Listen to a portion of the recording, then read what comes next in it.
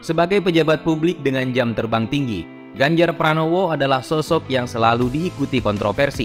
Saat jadi anggota DPR RI pada periode pertama misalnya, namanya terseret dalam sengkarut aliran dana Bank Indonesia untuk para legislator Senayan selama April 2008. Anggaran ini dianggap bentuk servis Bank Sentral terhadap anggota Dewan, makanya sempat jadi bahan penyidikan KPK.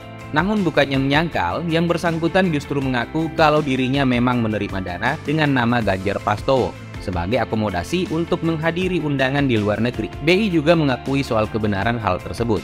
Jadi, kasus ini tidak perlu berlanjut sampai ke meja hijau. Sayang itu bukan masalah terakhir. Ketika Muhammad Nazarudin selaku mantan Bendahara Umum Partai Demokrat menjadi saksi di sidang lanjutan perkara korupsi EKTP pada 2011, nama Ganjar Pranowo sempat disebut jadi salah satu penerima kucuran dana. Dan berbeda dengan sebelumnya, kali ini yang bersangkutan menyangkal dengan keras. Dia hanya mengaku kalau pernah dapat tawaran, tapi segera ditolak mentah-mentah. Pernyataan ini lantas diperkuat dengan pembelaan dari sesama anggota DPR saat itu, Budiman Sujatmiko. Namun itu tidak cukup untuk meyakinkan semua pihak. Karena sampai 2022, masih ada yang ngotot menjadikan Gubernur Jawa Tengah ini sebagai tersangka. Cuman mau bagaimana, mantan penyidik KPK Novel Baswedan, serta Ketua KPK terkini, Firly Bahuri, sama-sama ngotot kalau lembaga anti rasuah ini tidak punya bukti untuk menyeret Ganjar Pranowo jadi tersangka. Ya, korupsi bukan satu-satunya kontroversi yang melibatkan Gubernur Jawa Tengah ini. Dalam kurun 2015 hingga 2016, Ganjar terus jadi sorotan dalam sengketa antara Semen Indonesia dengan warga Rembang di Pegunungan Kendeng. Pasalnya, selain berbagai unjuk rasa dari pihak warga jadi perhatian nasional karena long march sejauh 150 km dari Rembang ke Semarang, hingga aksi simbolik menyemen kaki di depan Istana Negara Jakarta. Gugatan untuk membatalkan izin tambang PT Semen Gresik Tbk juga dikabulkan oleh Mahkamah Agung pada 2 Agustus 2016. Tapi bukannya menuruti keputusan tersebut, Ganjar pada 9 November 2016 malah terkesan mengakali aturan dengan mengeluarkan adendum atau SK baru yang mengubah nama PT Semen Gresik Tbk menjadi PT Semen Indonesia Tbk. Dia berdalih kalau penambangan pabrik semen hanya bisa dihentikan lewat persetujuan pemerintah pusat. Sementara Presiden Joko Widodo di saat bersamaan justru melempar tanggung jawab perizinan ke pemerintah provinsi. Golekane dhisik waktu awal-awal iki kan mulane kenapa tak daftar. Lahir dengan nama Ganjar Sungkowo di Karanganyar pada 28 Oktober 1968. Gubernur Jawa Tengah ini tumbuh dalam keluarga yang jauh dari kata istimewa. Ayahnya adalah polisi bernama Pramuji Pramuti Wirjo. Sedangkan ibunya Sri Suparni adalah ibu rumah tangga. Ganjar merupakan anak kelima dari 6 bersaudara, di mana salah satu kakaknya adalah hakim.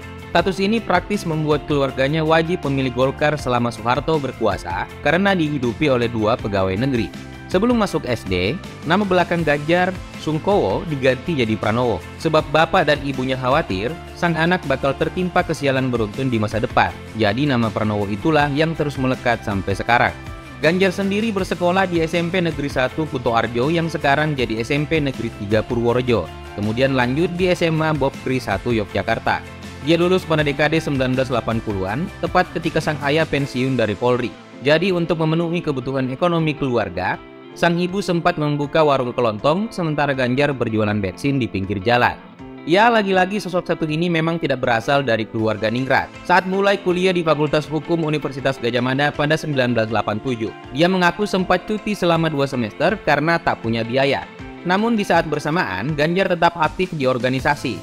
Dia pernah ikut mendemo Rektor UGM periode 1986-1990, Kusnadi Harja Sumantri, juga bergabung dalam Gerakan Mahasiswa Nasional Indonesia atau GMNI, dan mahasiswa pecinta alam tingkat fakultas.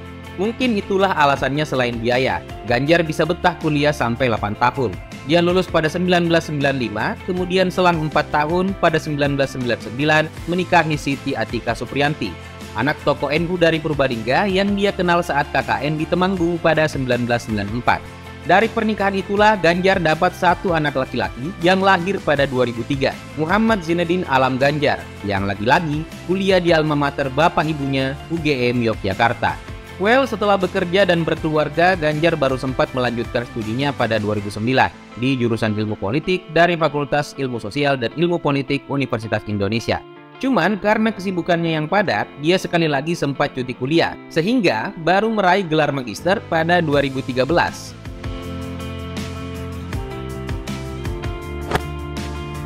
Begitu kuliahnya kelar, Ganjar Pranowo sebenarnya tidak langsung berkarir jadi politisi, melainkan bekerja di lembaga konsultan HRD bernama PT Prakasa, lalu pindah ke PT Prastawana Karya Samitra dan PT Semeru Realindo Inti. Namun karena bergabung dalam GMNI dan mengagumi Soekarno, Ganjar akhirnya sudah jadi simpatisan PDI sejak 1996 saat masih berstatus mahasiswa UGM. Hal ini praktis bikin keluarganya yang pendukung Golkar marah besar.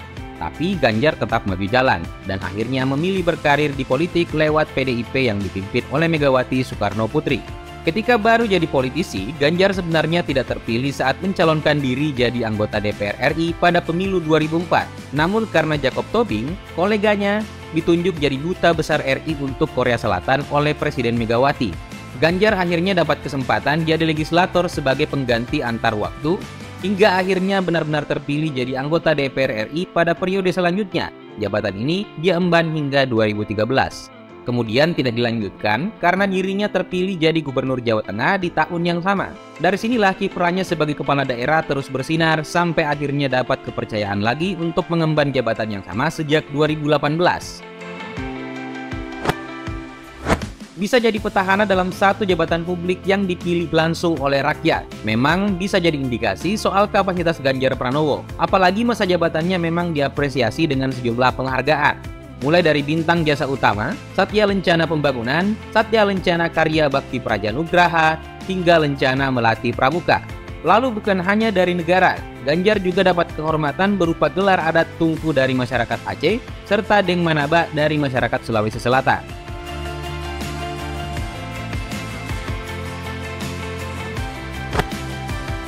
Dengan statusnya sebagai gubernur yang pernah jadi legislator, Ganjar Pranowo jelas tidak hidup susah lagi seperti saat masih mahasiswa.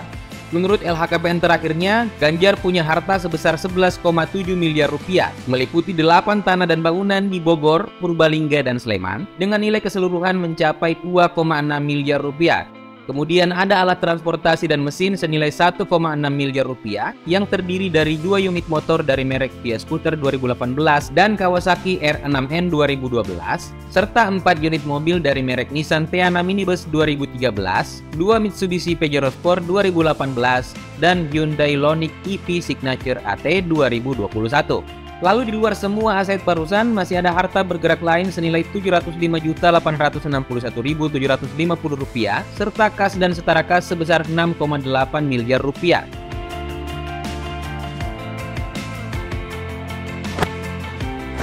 Lembaga survei Poltreking Indonesia yang merilis survei pada Mei 2022 tentang kandidat kuat pada Pilpres 2024 menempatkan Ganjar Pranowo di daftar teratas dengan perolehan suara sebesar 24,8%.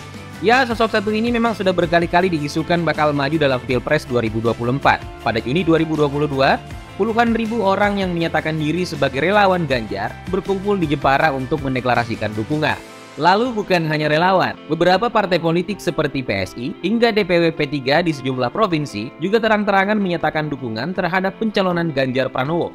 Sayangnya PDI Perjuangan selaku rumah Ganjar justru memberi sanksi karena manuver politik ini. Bahkan 10 Januari kemarin saat partainya merayakan hari lahir yang ke-50, Ketua Umum Megawati Soekarno Putri tidak sekalipun menyebut nama Ganjar Pranowo dalam pidatonya.